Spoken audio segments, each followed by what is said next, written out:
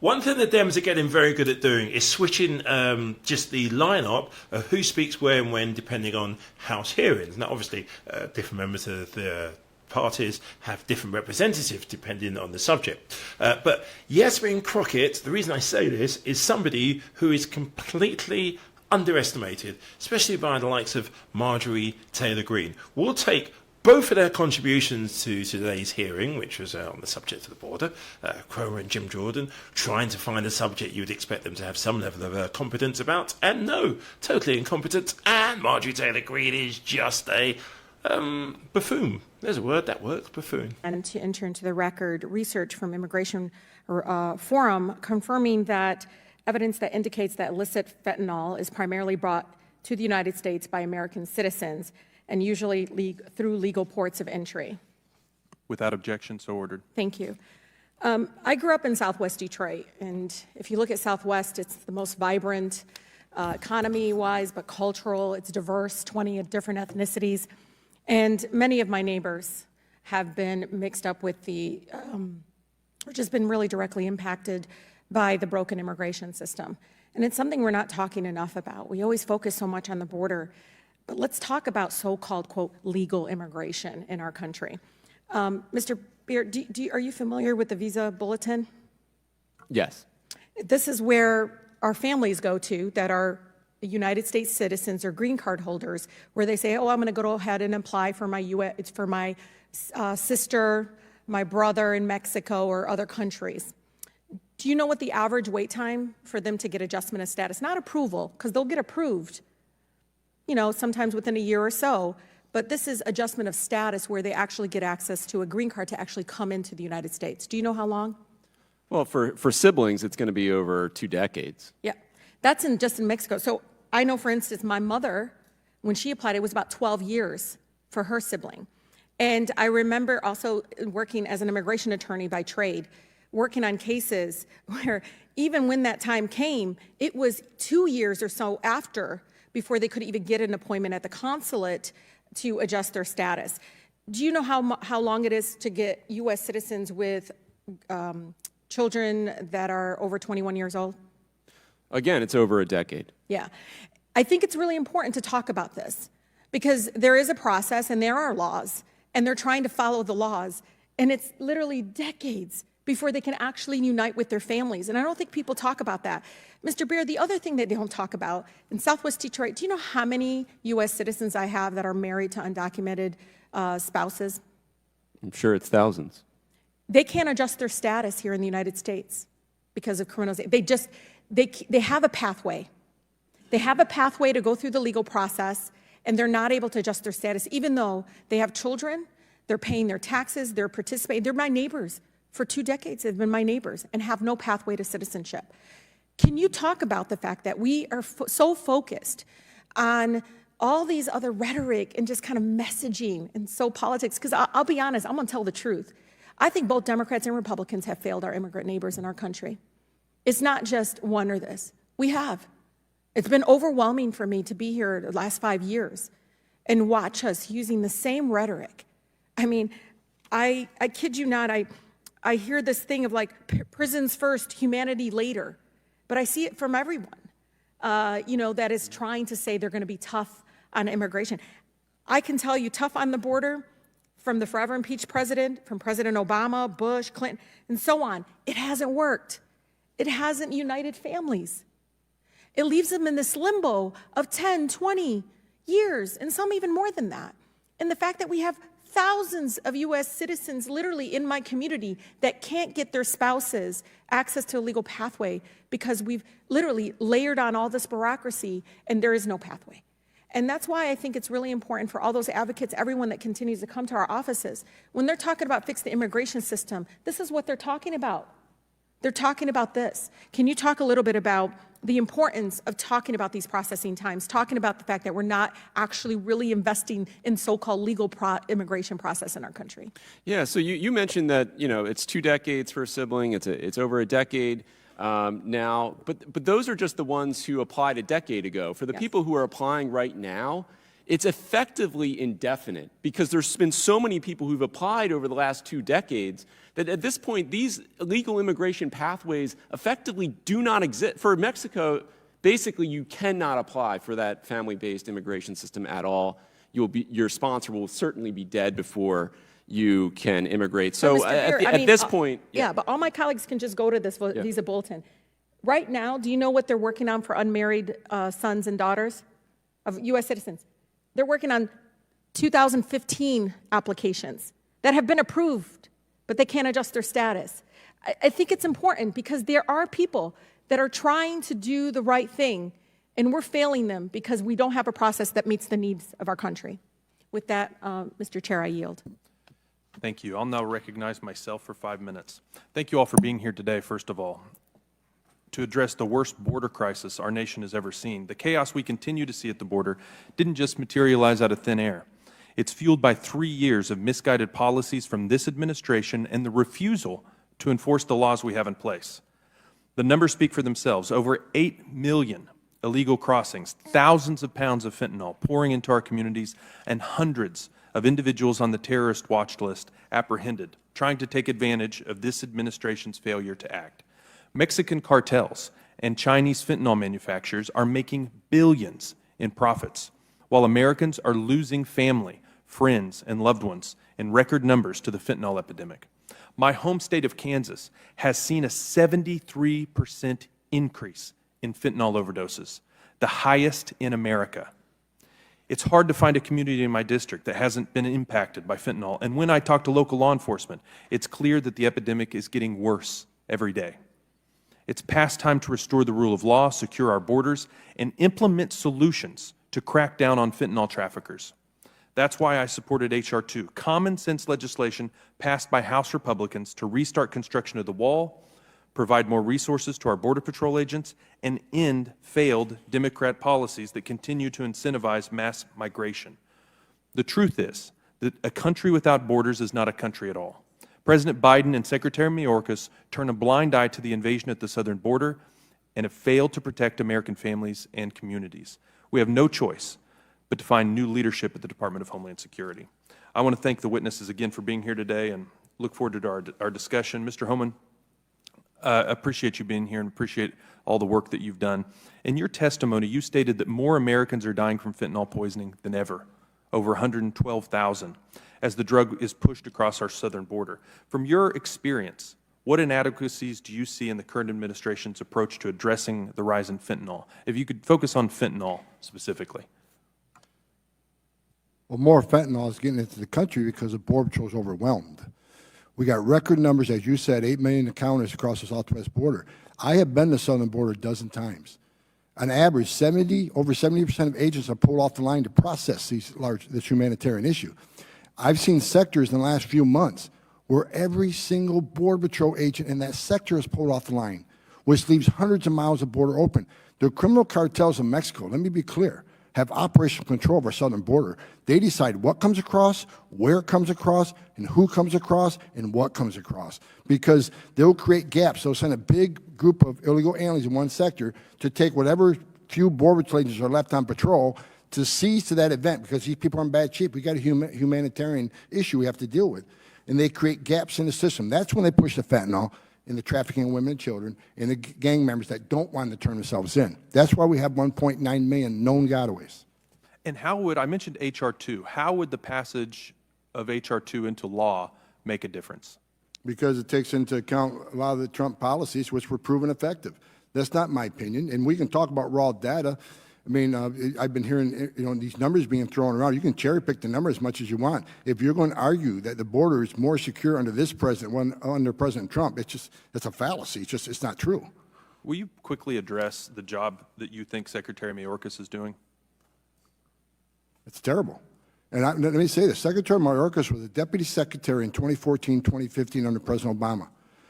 Joe Biden was vice president. We had a family surge at the time. How did we address it? We built family centers, residential centers. We built detention facilities. We made them see a judge. And when they're detention, they see a judge within 35 to 40 days, so they're not in detention long. Most of them lost their case. We put them on an airplane and sent them home. And it worked. The numbers dropped. What is he doing now? He's not detaining them. They're being released with no judge appointment, many of them, and he's not removing them. 5% of what they removed last year was a non-criminal border entrant, which shows if there's no consequence, if you're not going to remove them, they're going to keep coming. Yeah. Mr. Edlow, how many green cards are issued every year? The exact number escapes me, Congressman, but essentially, Congress has prescribed that there's a certain number, a limit per family-based, also employment-based, and then another 50,000 or so for diversity. So it's about 800,000 to 1 million. I just cannot remember the exact number. Yeah, and does our immigration system, is it closed down, as was alluded to? Is nothing happening? No, there's Speak plenty. to that very briefly. There's plenty happening. The visa bulletin is something that explains kind of where we assume things are in the pipeline, given the limitations that Congress has put on the yearly number of visas that can be issued. Those numbers do get played with, though, so, from 1 month to the next, there are long wait times. I'm not going to sit here and deny long wait times for certain categories, but from one month to the next, those dates do vary kind of significantly. Thank you very much, and again, thanks for being here today. The chair recognizes Ms. Bush from Missouri. Thank you. St. Louis and I are here today in solidarity with our immigrant community and in opposition to the demonizing and scapegoating by far-right MAGA extremists. Let's be clear, there is a crisis right now, but it's not because the southern border is open or because immigrants are poisoning the blood of our country, which the Republicans and their racist cult leader, Donald Trump, want you to believe. The real crisis is one of, nope, it is, he is not a current president. The gentlelady will suspend until the motion is dealt with.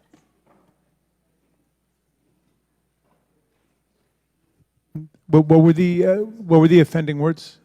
Would Mr. Cloud state the words? Mr. Cloud, will you state the words? She mentioned that Republicans were racist. I didn't say that. I said racist cult leader Donald Trump, who is not a current president, so it is not engaging in personality. The Republican members and their...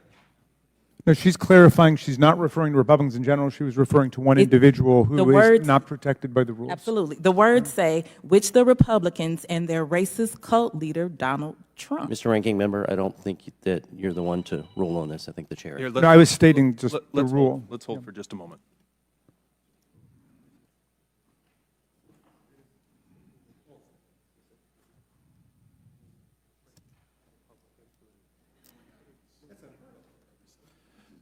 The rules apply only to when you're engaging in personalities of specific members, so the comments are in order.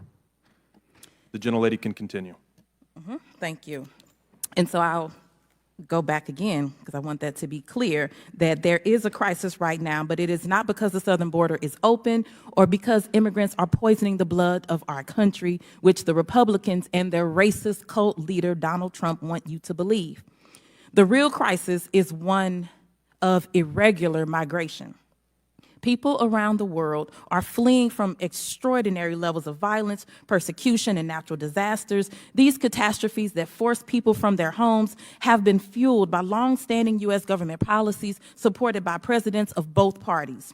Every war we fund, every government we undermine, every blockade and sanction we impose on civilians, and every day we fail to address the climate crisis is another investment in the displacement of others. There is also a crisis of humanity. It is shocking how our political discourse reduces people, actual humans, real people, who are all too often forced to flee their homes to pawns whose lives and rights can be traded away for weapons or some kind of perceived political gain. It is devastating how little we seem to focus on the horrific conditions they are facing. Parents and children are suffering as they try to navigate our broken immigration system and are met with cruelty and confusion. In the face of this suffering, all GOP members of this committee can manage to do is shout at immigrants as if they aren't people.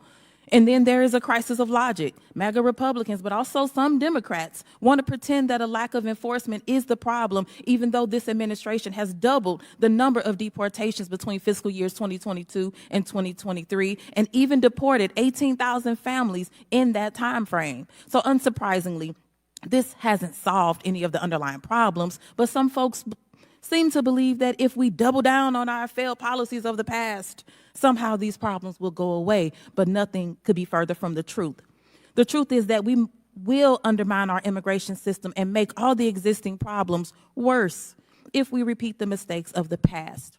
Failing to end our dangerous policies that fuel chaos abroad will only guarantee more people being forced to flee their homes and countries.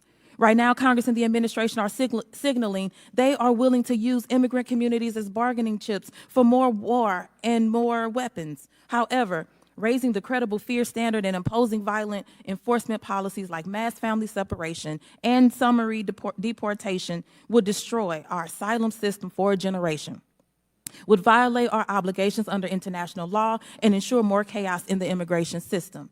The damage caused by this chaos and inhumanity is personal for me and my constituents. My office has seen a significant increase in immigration cases in the recent months. Each one shows the human dimension of this issue. A family fleeing the horrific violence in Sudan, a mother who can't take care of her ill child, a woman with cancer whose family members can't visit her, a doctor whose fiance can't live with her, a young man whose wife died and whose family members couldn't attend her funeral.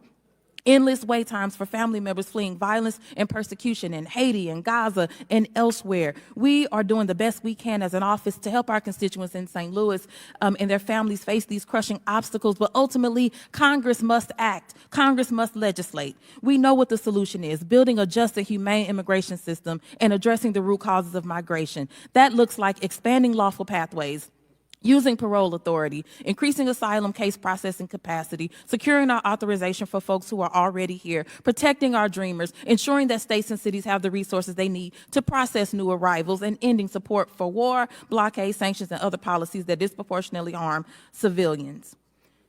But instead of supporting real solutions we know will work, MAGA Republicans want to demonize and scapegoat our immigrants for short-term political gain. So let's be clear.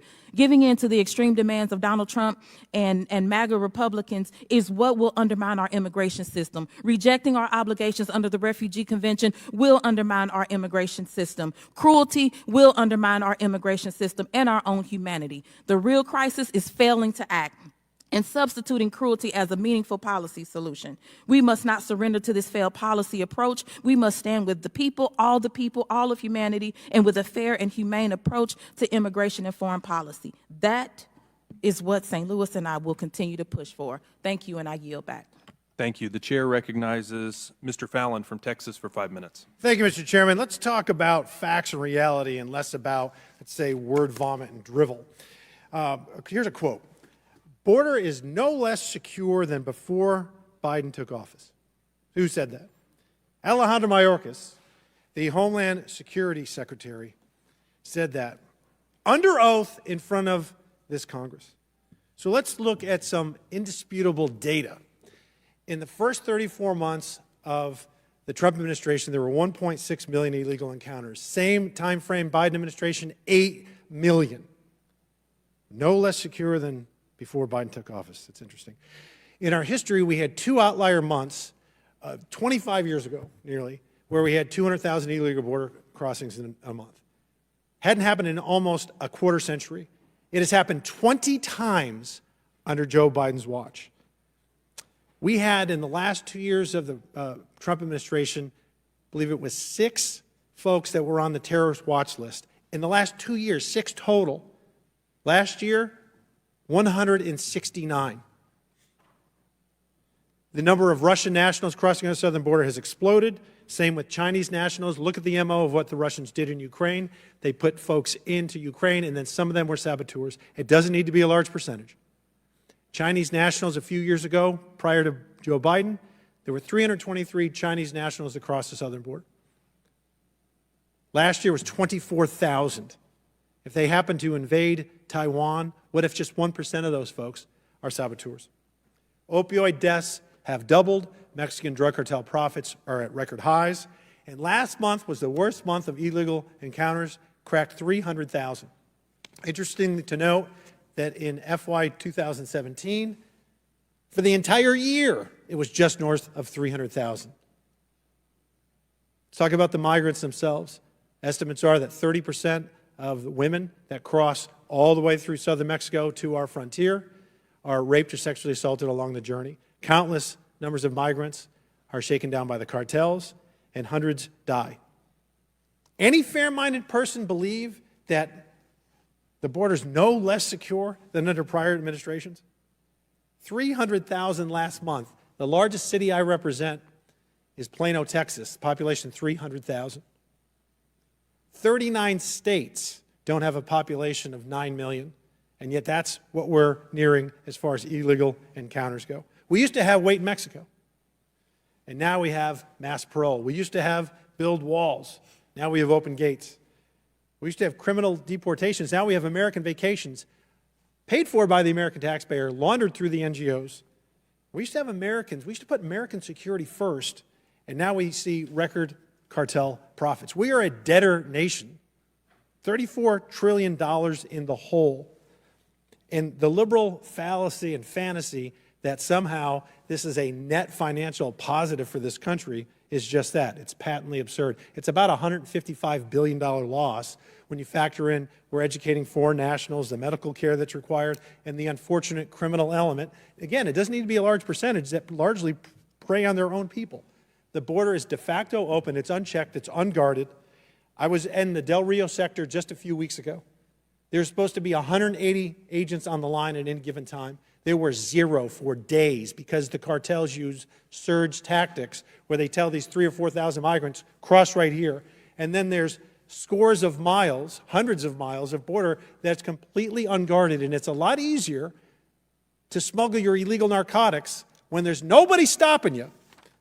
So when you have these liberals that virtue signal about we're a sanctuary state, we're a sanctuary city, okay, then you house these folks in your states and in your cities, and for those folks out there that believe the Biden administration's policies of immigration, and the folks here on this panel, in this committee hearing, then you put them in your homes instead of being limousine liberals that it's somebody else's problem. Eric Adams, the Democratic mayor of New York, said that it's going to destroy New York City. So by some people's definition on this committee, that's a racist comment. He also said that of the 110,000 illegal migrants in the city at the time of this quote, it would cost New York $12 billion. Well, by that math, it's going to cost Texas, my state, $250 billion. But that's okay if it's Texas. So you can either address this problem or pretend it doesn't exist by keeping your heads in the collective woke sand. And if you don't address it, you're going to rue the day you didn't, because you saw folks like Tony Gonzalez, Monica de la Cruz, Mayra Flores being elected because the folks, the Hispanic Americans along the southern border, are sick and tired of the cartels, the crime, the corruption, and the chaos, and they're leaving the Democratic Party in droves. You will rue the day when you lose the election in November of next year. I yield. Thank you. The chair now recognizes Christian Amorthi from Illinois. Forgive me. Forgive me. Ms. Crockett from Texas. Thank you so much. Texas on top of Texas. Very interesting. My colleague just mentioned that we should talk about facts instead of fallacy. So I do want to make sure that we address a couple of facts, starting with the fact that Republicans claim to be pro-life, but they're anything but. Considering the fact that we just had a woman and her 2 children that died, they drowned in the state of Texas because our governor decided that federal authorities should not be allowed to actually try to save those people. Order, Mr. Chairman, could you instruct the member to not use profanity to interrupt other members? And can we not keep running down my time? We'll hold your time. You'll get it back. Remind members to have decorum during the hearing today. Ms. Crockett, you may continue. Please restore 10 seconds to her time.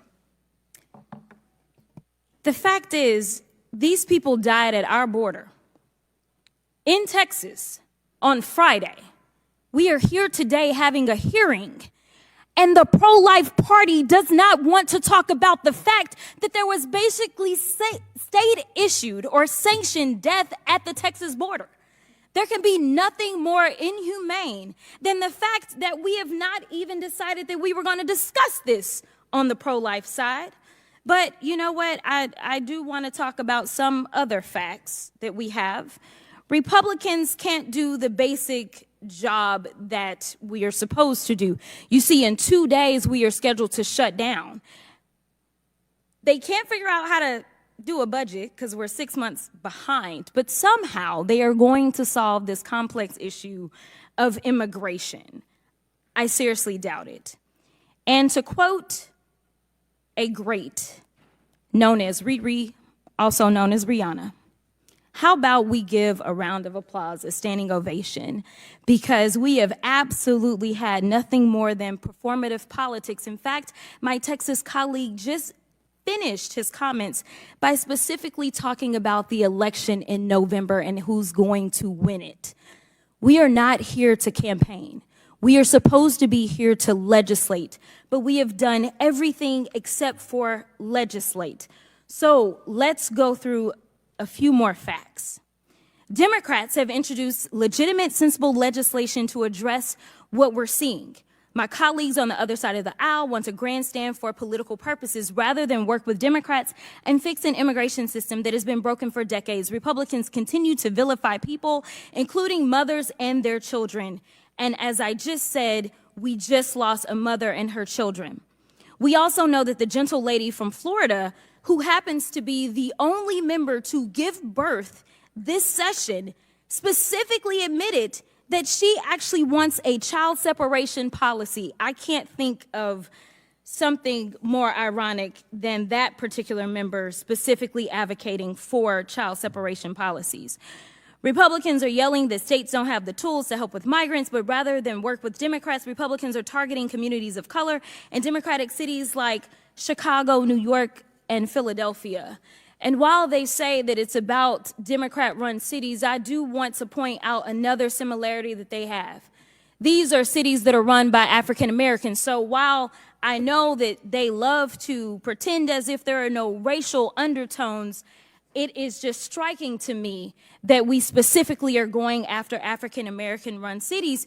And we talk about the mayor of New York. I don't know when I've ever seen so much bipartisanship and agreement out of the Republicans, but they continue to talk about what the mayor of New York has said. Let me tell you about somebody else who wanted to speak out about New York, and I want to make sure that she understands that the Democrats aren't the problem, but the Republicans are, and that's Cardi B. Cardi B specifically talked about her frustration because the mayor came out and said that they don't have the resources that they need. But guess who has actually tried to give the resources to these cities and who has stood in obstruction? President Biden. To be clear, President Biden has tried to give state and local governments and nonprofits federal resources to support temporary food, shelter, and other services, but MAGA House Republicans are refusing to give those cities and states those resources. President Biden has tried to put 1,300 more Border Patrol agents at the border to help, but Republicans have obstructed that request. Republicans want to cut the flow of fentanyl coming into the United States. President Biden has tried to give our border agents 100 new cutting-edge inspection devices and add 1,000 additional law enforcement personnel. Republicans obstructed that request. Honestly, I can't tell if y'all are for anything other than obstruction and cruelty.